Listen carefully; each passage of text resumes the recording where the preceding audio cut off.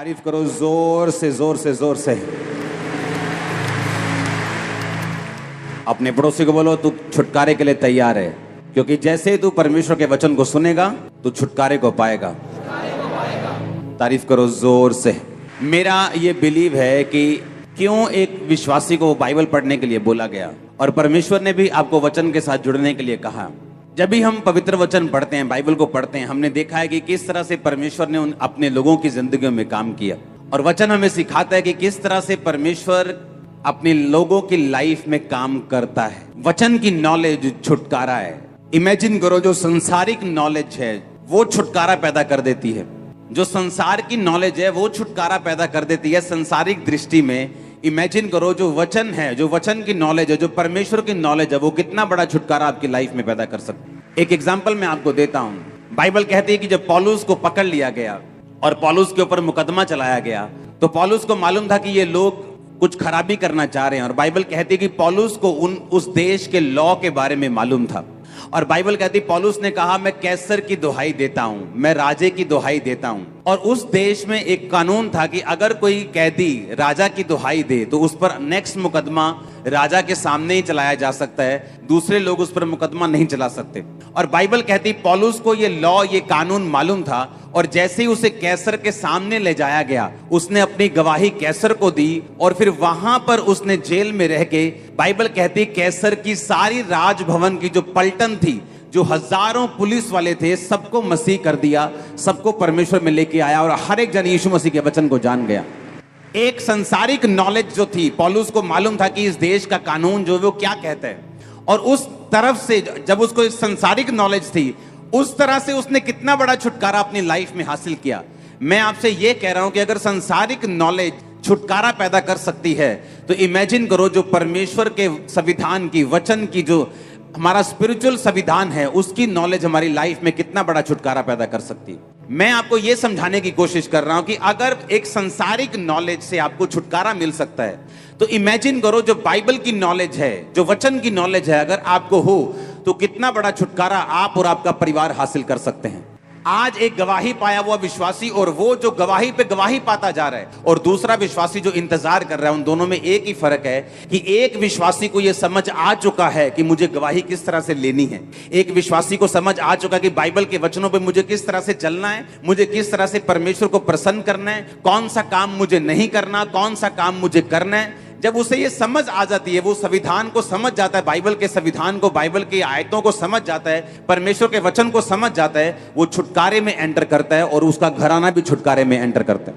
मैंने अपनी लाइफ में बड़ा छुटकारा देखा है, और मेरा विश्वास है कि मैं आपको गाइड कर सकता हूं उस छुटकारे के लिए जो आपको चाहिए। मैंने अपनी लाइफ में हर तरह का छुटकारा देखा है, वो मेरे परिवार का हो, मेरे आत्मा का हो, मेरे शरीर का हो, मेरे फाइनेंस का हो, हर तरह का डिलीवरेंस, हर तरह का छुटकारा, हर तरह के डिलीवरेंस मैंने अपनी लाइफ में ग्रहण किए, और मैं आपकी अगुवाई कर सकता हूं हर तरह के डिलीवरेंस को लेने के लिए। कुछ लोग बोलते हैं यीशु मसीह सिर्फ आत्मिक डिलीवरेंस दे सकता है, ऐसा नहीं। वो आपको शारीरिक भी डिलीवर कर सकता है, स्पिरिचुअल डिलीवरेंस दे सकता है, फाइनेंशियल डिलीवरेंस दे सकता है। उद्धार कई तरह का है, सिर्फ शारीरिक नहीं, सिर्फ चंगियाई नहीं, सिर्फ आत्मा का उद्धार नहीं, फाइनेंस का भी उद्धार है, देश का भी उद्धार है, परिवार का भी उद्धार है। हर तरह का उद्धार है बाइबल में जो परमेश्वर आपको दे सकता है, अगर सिर्फ हम उसके वचन को सुने ध्यान से। तो जिस छुटकारे की मैं आपसे बात कर रहा हूं, अब जो चीज मैं आपको बताना चाहता हूं, अगर आप ऐसे लोगों की बात करें जो बाइबल में हमारे हीरो हैं, जो अब्राहम है, जो दाऊद है, जो सुलेमान है, जो पतरस है, जो पौलुस है, अगर हम उनकी बात करें कि उनकी जिंदगी में जो छुटकारा आया वो किस तरह से आया, नोट करो अपनी बुक में इब्रानियों की बाइबल कहती है कि विश्वास से अब्राहम निकल गया। कहां पर? परमेश्वर ने कहा अपने देश को, अपने परिवार को छोड़ दे और चला जा उस देश को जो मैं तुझे दिखाऊंगा। बाइबल कहती है उसने इंतजार नहीं किया और निकल गया घर से। यह भी मालूम नहीं था कि मैं इधर को जाऊं, उधर जाऊं, इधर जाऊं कि इधर जाऊं। जस्ट इतनी आज्ञा मिली थी कि अपने घर से निकल, अपना बैग पैक कर और निकल जा। जो देश मैं तुम्हें दिखाऊंगा उस देश में चला जा, अपने घर, कुटुंब, परिवार को छोड़ के चला जा। परमेश्वर ने कहा था जब महायाजक साल में एक बार गुनाहों के लिए लहू को बहाएंगे, तो जो जानवर वो बलि करेंगे उसकी देह को छावनी के बाहर जलाया जाएगा। अगर उस जानवर की देह को छावनी के बाहर, शहर के बाहर, बस्ती के बाहर नहीं जलाया जाएगा तो तुम्हारा छुटकारा नहीं होगा। अब्राहम को भी परमेश्वर ने यही कहा, जब तक तू अपने कुटुंब, अपने परिवार, इन लोगों को छोड़कर, अपनी छावनी को छोड़कर नहीं जाता, मैं तेरा छुटकारा नहीं कर सकता। तुझे मिस्र को छोड़ना होगा, पुरानी जिंदगी को छोड़ना होगा, पुराने तौर तरीकों को छोड़ना होगा, तो मैं उस छुटकारे को कर सकूंगा जो मैंने तेरे लिए सोचा हुआ है।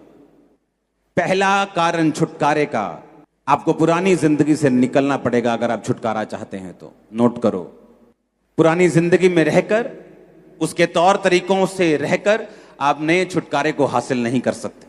मेरी दाहिनी आंख फड़क रही है, आज कुछ अच्छा होगा। मेरी बाहिनी आंख फड़क रही है, आज कुछ बुरा होगा। परमेश्वर कहता है जब तक तुम इन चीजों से नहीं निकलोगे, मेरा किया हुआ छुटकारा तुम्हें कभी नहीं मिलेगा। मैं घर से निकलूंगा 12:15 बजे, 11:45 नहीं निकलूंगा। मैं इस दिन को कार नहीं खरीदूंगा, मैं इस दिन को ये चीज नहीं लूंगा। परमेश्वर ने कहा जब तक तुम अशुभ और शुभ मुहूर्तों को मानते रहोगे, मैं तुम्हारा छुटकारा नहीं कर पाऊंगा।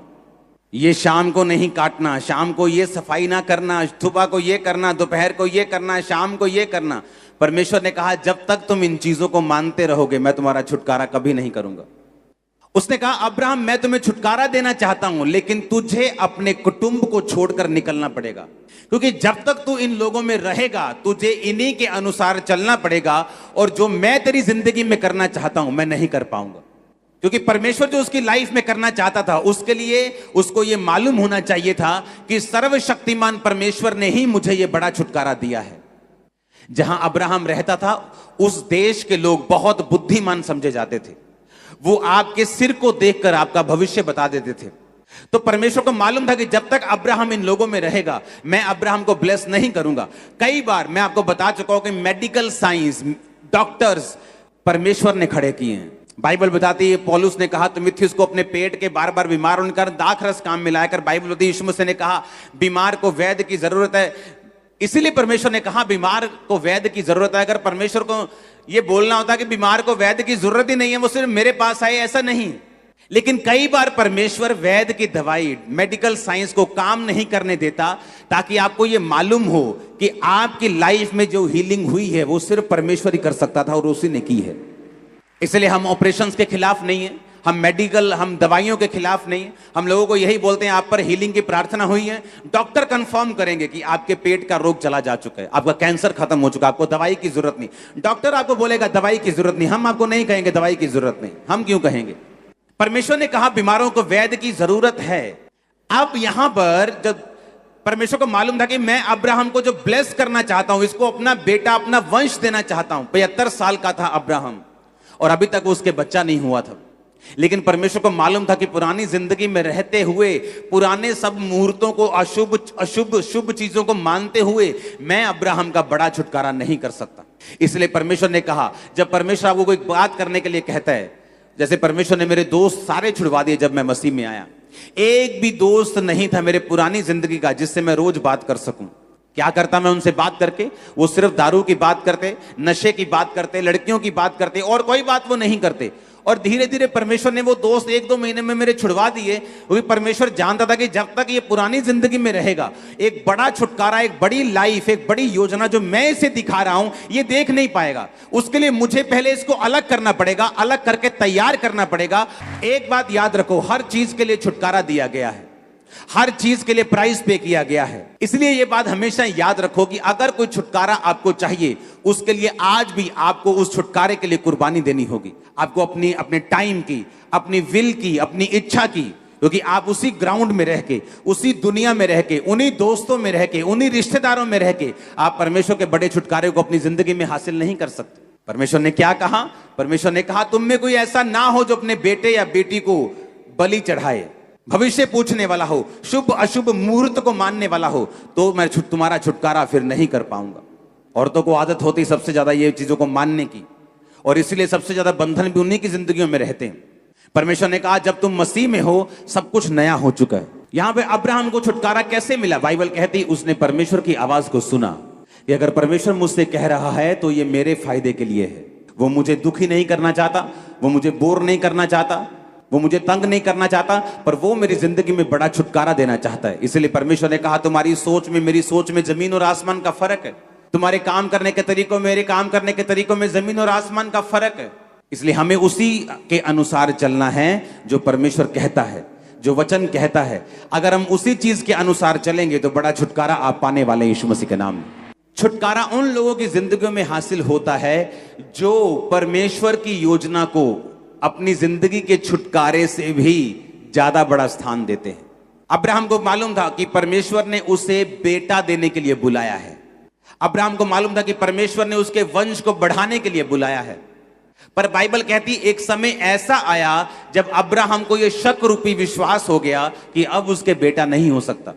और जब दूत ने कहा कि अगले साल तेरे बेटा होगा, उसने कहा अब मुझसे मजाक ना कर, मेरी पत्नी जो बहुत बूढ़ी हो चुकी है, जिसका मासिक धर्म बंद हो चुका है, अब हमारे संतान नहीं होगी। लेकिन हम परमेश्वर में ही हैं, हम भागे नहीं हैं, हम दौड़े नहीं हैं, हम यहोवा से दूर नहीं हुए, हम अपने देश में वापिस नहीं गए।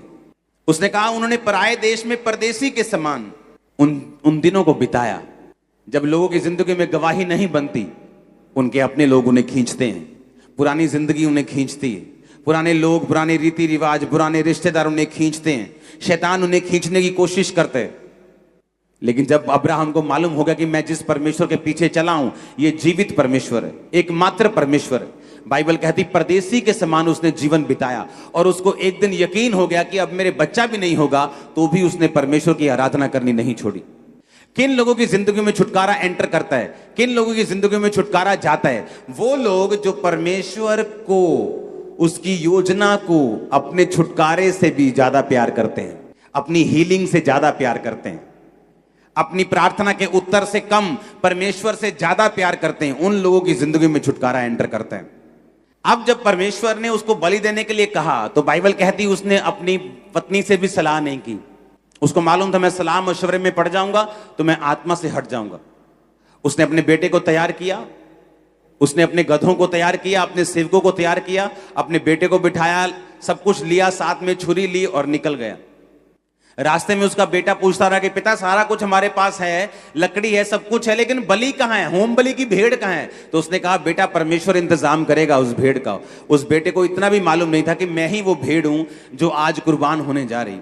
सुनो मेरी बात, जब वहां पे पहुंचा पहाड़ के पास, तो जब उस पर छुरी बढ़ाकर इसहाक के गले को काटने लगा तो आवाज आई कि अब्राहम अब्राहम अपने बेटे को मत मार, अपने लड़के पे हाथ मत बढ़ा, क्योंकि तूने जो अपने निज पुत्र को भी नहीं रख छोड़ा, इस कारण मैं जान गया हूं कि तू परमेश्वर का भय मानता है।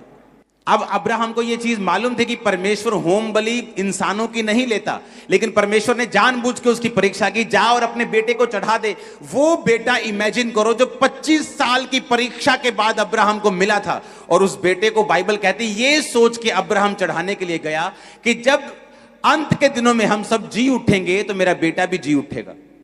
इमेजिन करो किस लेवल का प्यार वो परमेश्वर से करता था, किस लेवल की आज्ञाकारिता में वो था कि जो वायदा परमेश्वर ने उसके साथ किया था। जब उसकी जिंदगी में 2 बड़े इंसिडेंट ऐसे हुए, एक बच्चा होने से पहले, एक बच्चा होने के बाद, जब उसे लगता था कि ये चीजें खत्म हो जाएंगी और ये वायदा पूरा नहीं होगा, तब भी उसने परमेश्वर के साथ चलना छोड़ा नहीं। और बाइबल कहती है जब वो छुरी चलाकर उसे मारने लगा तो परमेश्वर ने कहा आज मैं जान गया हूं कि तू मुझसे प्यार करता है, आज मैं जान गया हूं। और परमेश्वर ने फिर कहा अब मैं तुझसे बड़ी जाति बनाऊंगा। आप जानते हैं अब्राहम जब घर से निकला, मैं आपको वचन इसलिए सिखा रहा हूं कि आपको मालूम हो कि अगर किसी ने छुटकारा पाया है तो इत्तेफाकन नहीं पाया, उसकी जिंदगी में कोई इत्तेफाक नहीं हुआ, या परमेश्वर ने पार्शलिटी नहीं की, इसको दूंगा इसको नहीं दूंगा, इसको दूंगा, ऐसा नहीं किया। अगर उसने छुटकारा पाया तो उसके पीछे कारण क्या था कि उसने एक बड़े छुटकारे को अपनी जिंदगी में हासिल किया। बाइबल कहती जब उसने इधर उधर देखा तो एक मेढ़ा झाड़ियों में, लकड़ियों में फंसा हुआ था। आप जानते जब अब्राहम घर से निकला तो वो लकड़ियां लेकर निकला था। वो ये भी सोच सकता था कि लकड़ियां मैं पहाड़ पे जाके ले लूंगा, पहाड़ में भी तो लकड़ियां है ना, उन्हीं लकड़ियों में तो वो मेढ़ा फंसा हुआ था, हाँ या ना? लेकिन अब्राहम इस कॉन्शियसनेस में था कि जो लकड़ी मैं परमेश्वर के लिए यूज करूंगा वो मेरे अपने घर की होनी चाहिए।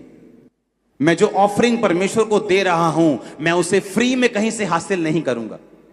जिस जगह पर दाऊद को परमेश्वर ने दर्शन दिया, उस जगह को दाऊद ने खरीदना चाहा तो खरीदार ने कहा तू ऐसे ही मुझसे ले ले। उसने कहा मैं इस जगह का पूरा प्राइस तुझे दूंगा, मैं यहोवा की कोई भी चीज को फ्री में नहीं करूंगा। ये एक निशानी थी अब्राहम के बोने वाले जीवन की, कि वो कॉन्शियस रखता था कि परमेश्वर के लिए मैंने कुछ भी ऐसा नहीं करना जो फ्री में हो। उसे मालूम था, घर से लकड़ियां लेके वो चला और बाइबल कहती परमेश्वर ने भेड़ का इंतजाम किया। अगर कोई ऐसा होता जो लकड़ियां भी वहीं से लेता तो शायद वहां लकड़ियां खत्म हो चुकी होती तो भेड़ा किसी लकड़ी में फंसता ना। जब आपके दिमाग में, आपकी स्पिरिट में ये बात आ चुकी है कि मुझे बोना है, आपकी स्पिरिट में ये बात आ चुकी है मुझे अलग टाइम में रहना है, आपकी स्पिरिट में ये बात आ चुकी मैं मसीह में हूं, पुरानी बातें बीत गई। जब मैंने बपतिस्मा लिया तो शुभ अशुभ मुहूर्त सब खत्म हो गए, सब आंखों का फड़कना बंद हो गया, सब 12:15 पौने 12 खत्म हो गए, सब तरह के जादू टोने टोटके सब खत्म हो गए। अब मैं मसीह में आजाद हूं, परमेश्वर मेरे साथ है, उसका आत्मा मेरे साथ है, जब मेरी मर्जी में जाऊं खुदाबंद मेरे साथ रहेगा। That's it. उस दिन आपका छुटकारा हो जाएगा। उस दिन आप समझ जाएंगे कि परमेश्वर ने आपको फ्री होने के लिए बुलाया है। आज अगर मैंने छुटकारा हासिल किया हुआ है, यहां बैठा हूं, तो मेरी ये टेस्टिमनी है कि मैंने अपने छुटकारे से पहले परमेश्वर से प्यार किया है। एक समय था जब मैं अपने छुटकारे के लिए परमेश्वर को बड़ी ताने मैंने देता था कि परमेश्वर तू लोगों का छुटकारा कर देता है, मेरा नहीं करता, तू लोगों को हील कर देता है, मुझे नहीं करता, मैं भी सेवा करता हूं लेकिन तू मुझे टच नहीं करता, मैं भी सेवा करता हूं लेकिन तू मुझे हील नहीं करता, मैं प्रार्थना करता हूं लोग चंगे हो जाते हैं, मैं मीटिंग करवाता हूं दूसरे लोग टेस्टिमनीज दे जाते हैं, मेरे सामने लोग आके अधरंग से ठीक हो जाते हैं, फिर चर्च आना शुरू कर देते हैं, लेकिन मेरा छुटकारा तो नहीं करता। क्या परमेश्वर को मानने के लिए तैयार हूं? क्या उसकी सेवा करने के लिए, उसको प्यार करने के लिए तैयार हूं? जितने लोगों को छुटकारा चाहिए, ये बात को इमेजिन करके सोच के अपनी जिंदगी में पकड़ के रखना, गंढ बन के रखियो पंजाबी च कहते हैं। अगर अपने छुटकारे को परमेश्वर से ज्यादा प्यार करोगे तो छुटकारा कभी आपको हासिल नहीं होगा। सबसे पहला प्यार आपको परमेश्वर को करना है। बाइबल कहती है अब्राहम ये जानकर भी कि अब मेरे बच्चा नहीं होगा, उसने यहोवा को नहीं छोड़ा। ये जानकर भी जो बच्चा हो गया है अब इतने सालों बाद और बड़ा हो गया है, फिर भी कुर्बान करने के लिए चल पड़ा बिना किसी सलाह मशवरे के। यह साबित करता है कि अब्राहम परमेश्वर से प्यार करता था। तीसरा पॉइंट लिखो अपने कॉपी और पेन में। अगर आपका ध्यान आत्मिक नहीं है तो भी आपकी जिंदगी में आपको छुटकारा नहीं मिलता। जितने लोग सिर्फ चंगाई को ढूंढते हैं, सिर्फ बरकत को ढूंढते हैं, सिर्फ मेरा डाइवोर्स कैंसिल हो जाए, सिर्फ मेरा एक्सीडेंट ये मैं ठीक हो जाऊं, और उन्हें आत्मिक जिंदगी से कोई लेना देना नहीं। प्रार्थना की है नहीं की, चोरी की आदत है कि नहीं है, व्यभिचार करते हैं कि नहीं करते, हम अभी भी शुभ अशुभ मुहूर्तों को मानते हैं कि नहीं मानते, हम ये काम करते हैं कि नहीं करते, उनको कोई मतलब नहीं। उनको अपनी आत्मिक जिंदगी से कोई मतलब नहीं। प्रार्थना की है कि नहीं, कोई मतलब नहीं। वचन पढ़ते हैं, बाइबल पढ़ते हैं कि नहीं पढ़ते, रोजा रखते हैं, गालियां निकालते हैं कि नहीं, उन्हें कोई मतलब नहीं। बाइबल कहती है कि जब अब्राहम को यह मालूम हो गया कि मेरे बच्चा नहीं होगा, तो क्या ऐसी सोच थी उसके दिमाग में जिस सोच ने उसको ये परमेश्वर में बनाए रखने पर मजबूर कर दिया कि अब तेरे बच्चा नहीं होगा तो आगे क्या। बाइबल कहती वो उस स्थिर रहने वाले, बाइबल कहती धरती और पृथ्वी, धरती और आसमान हिलाए जाएंगे। धरती पर कोई भी नगर स्थिर नींव वाला नहीं है। धरती का कोई भी नगर स्थिर नींव वाला नहीं है, क्योंकि बाइबल कहती है कि धरती और आसमान हिलाए जाएंगे। जब आगमन होगा, जब न्याय होगा तो ये हिलाए जाएंगे। ये किस स्थिर नींव वाले नगर की परमेश्वर बात कर रहे हैं? परमेश्वर हेवन की बात कर रहे हैं। जब अब्राहम को ये बात मालूम हो गई कि मैं शायद ये छुटकारा ना पाऊं, तो बाइबल कहती उसने ये सोच लिया था कि कोई बात नहीं, अगर मैं इस दुनिया में आशीषित इस आशीष से नहीं हुआ तो भी मैं स्वर्ग में जा रहा हूं, मैं उद्धार पा चुका हूं, मैं यहोवा के पास जा रहा हूं। कोई भी विश्वासी अगर इस सोच को नहीं रखता तो मैं आपको बता सकता हूं लाइफ में कहीं ना कहीं जाकर वो छुटकारे को नहीं हासिल कर पाएगा और कहीं ना कहीं जाकर वो अटक जाएगा। बाइबल कहती जब अब्राहम को विश्वास हो गया कि अब मेरी जिंदगी में बेटा नहीं होगा, बाइबल कहती किस कारण वो बना रहा परमेश्वर में, क्योंकि वो स्थिर नींव वाले नगर की बाट जोहता था जिसका रचने वाला और बनाने वाला परमेश्वर है। अब्राहम ये सोच चुका था कि कोई बात नहीं, अगर ये ब्लेसिंग मेरी लाइफ में नहीं है मैं स्वर्ग जा रहा हूं। कोई बात नहीं, अगर बेटा नहीं हुआ मैं स्वर्ग जा रहा हूं। कोई बात नहीं, अगर फाइनेंशियल ब्लेसिंग नहीं है मैं स्वर्ग जा रहा हूं। कोई बात नहीं, अगर हीलिंग नहीं हुई मैं स्वर्ग जा रहा हूं। परमेश्वर ने कहा अगर तुम्हारा ऐसा विश्वास नहीं है तो शैतान तुम्हारे अंदर रुकावटों को पैदा करेगा, तुम्हारी हीलिंग में रुकावट होगी, तुम्हारे छुटकारे में रुकावट होगी, क्योंकि शैतान को अगर ये बात समझ आ गई कि अगर वो तुम्हारी हीलिंग को रोक ले तो तुम परमेश्वर से रुक जाओगे, वो तुम्हारी हीलिंग को रोक लेगा। क्योंकि शैतान को वो बड़ा इंटरेस्टेड है तुम्हारे उद्धार को खत्म करने के लिए। वो बड़ा इंटरेस्टेड है कि तुम्हारा उद्धार जो है वो कभी ना हो। वो बड़ा उसको तुम्हारी हीलिंग रोकने से कोई लेना देना नहीं। उसको हीलिंग ना हो, छुटकारा हो, पैसे की बरकत मिले, उसको कोई लेना देना नहीं। वो इन चीजों को रोकता है ताकि तुम्हारे उद्धार पर चोट कर सके, तुम्हें परमेश्वर से दूर लेके जा सके। आपको क्या लगता है दुनिया की बेस्ट ब्लेसिंग पापियों के लिए बनाई गई? दुनिया की बेस्ट मैरिज लाइफ पापियों के लिए बनाई गई? दुनिया की बेस्ट फाइनेंशियल लाइफ पापियों के लिए बनाई गई? बताओ तो, हाँ या ना? दुनिया की बेस्ट ब्लेसिंग जीसस ने बनाई हैं और आपके लिए बनाई हैं, पर उनको लेने का तरीका है। अगर तरीका नहीं आता तो सफर करेंगे हम। फिर अगर तरीका नहीं आता तो बल्ब बेचने वाला भी कई बार अंधेरे में रह सकता है अगर उसकी दिक्कत हो दुकान में। तो अपनी अगर कनेक्शन कटे हुए हो तो बेचता बल्ब हो तो उसके अपने दुकान में अंधेरा रह सकता है। छुटकारा परमेश्वर ने हमें सिखाया है किस तरह लेना है। दिमाग आत्मिक रखना है, दिमाग स्वर्ग के ऊपर रखना है, दिमाग उद्धार के ऊपर रखना है कि मेरा उद्धार हो चुका है, मैं स्वर्ग जा रहा हूं। ये आनंद आपके अंदर होना चाहिए। अगर ये आनंद आपके अंदर है तो आप परमेश्वर को कभी नहीं छोड़ेंगे, चाहे आपकी प्रार्थना का उत्तर कुछ देर के लिए ना भी आए तो। लेकिन अगर ध्यान आत्मिक नहीं है, अगर ध्यान स्वर्ग की ओर नहीं है, अगर ध्यान धरती की चीजों की ओर है, तो जहां फिर आपको ये चीजें ऑफर होंगी फिर आप वहां पर भागेंगे। फिर जब कोई बोलेगी बहन जी बाबा बहुत सियाना एक कर ही आ जाओ, बस आप जाएंगे, क्योंकि आपको आपके कैंसर से शिफा चाहिए। और परमेश्वर आपको सिर्फ शिफा नहीं देना चाहता, वो आपके लिए बड़ी योजना रखता है।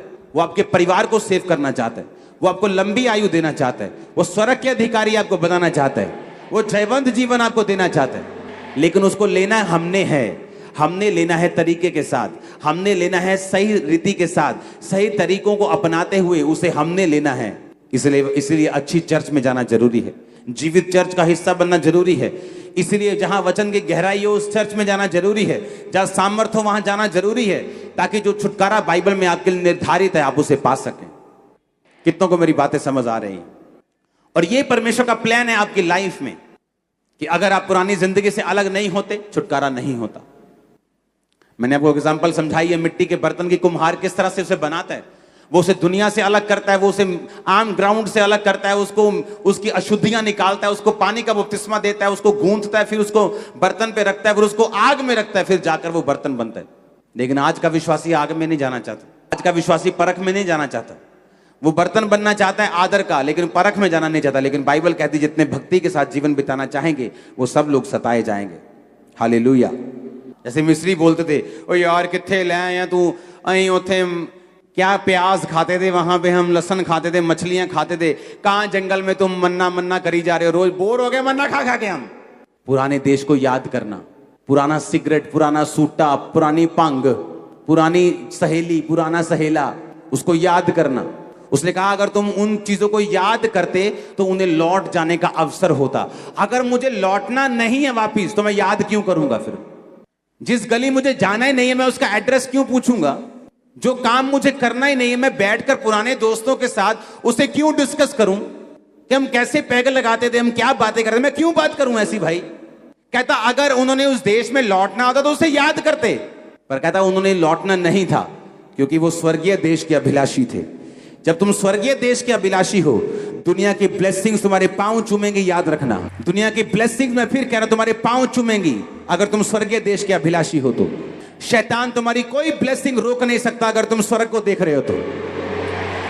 अगर तुमने विश्वास कर लिया है कि मैं स्वर्ग जा रहा हूं, ब्लेसिंग मायने नहीं रखती, तो याद रखो मैंने कहा ब्लेसिंग आएगी नहीं, मैंने कहा तुम्हारे कदम चूमेगी ब्लेसिंग यीशु मसीह के नाम में।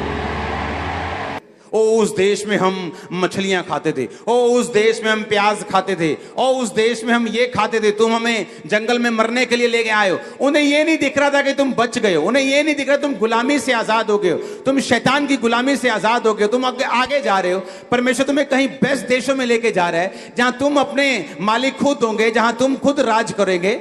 वो नहीं देख रहे थे। लेकिन हम क्या खाते थे, ओ हम कौन सा पाप करते थे, कौन से ब्रांड का गुटखा खाते थे, कौन से ब्रांड की बियर पीते थे, कौन से ब्रांड की सिगरेट, सब याद आ रहा है। अगर कहता तुम्हें वो याद करते तो लौट जाने का अवसर होता। इसका मतलब हमें याद नहीं करना। दिमाग में जब याद आए तो और जगह दिमाग लगा लो। बाइबल कहती है अपने विचारों को काबू में रखना है, अपने विचारों को पकड़ लेना है और मसीह के अधीन कर देना है, ताकि परमेश्वर की ब्लेसिंग तुम में बनी रहे। अपने विचारों को पकड़ के रखना है। अगर मुझे जाना ही नहीं जिस रास्ते में, मुझे जिस गली में फ्रेंडशिप कहीं करनी नहीं, मैं उस गली से निकल के क्यों जाऊंगा? मैं आधा अधूरा कच्चा पक्का क्यों रहूंगा? लोग आधे अधूरे कच्चे पक्के हैं, रहते मसीह में करते कुछ और है।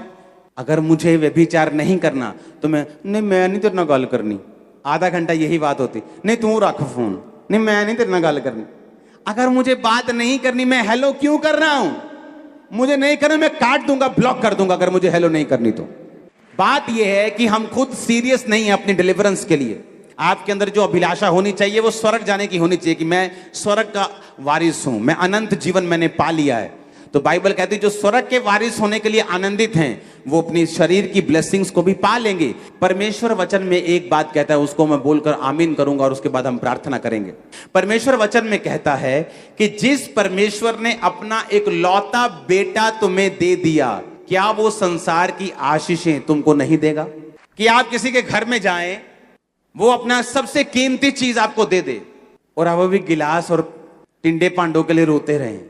वो बोले यार चंगा बंदा यार है, मैंने अपनी सबसे कीमती प्रॉपर्टी 500 करोड़ की इसको दे दी हाथ में, ये पेपर इसके हाथ में, और ये पानी के लिए रो रहा है, रोटी के लिए रो रहा है, इसका दिमाग ठीक है कि नहीं? परमेश्वर कहता अगर मैं तुझे भूल जाओ, यहां लाखों की भीड़ है, भूल जाओ, सोचो मैं बैठा हूं, मैं आपसे बात कर रहा हूं, अगर वो तुझे अपना एक लौता बेटा यीशु दे सकता है और तुझे क्या नहीं दे सकता? जस्ट तरीका सीखना है लेने का, जस्ट तरीका सीखना है, जस्ट डिलीवरेंस में एंटर करना है और वर्ड को मानना है। आमीन। परमेश्वर के वचनों को सुनने के लिए हमारे चैनल को सब्सक्राइब कीजिए और हमारी लेटेस्ट वीडियो सबसे पहले देखने के लिए बेल आइकन को प्रेस कीजिए।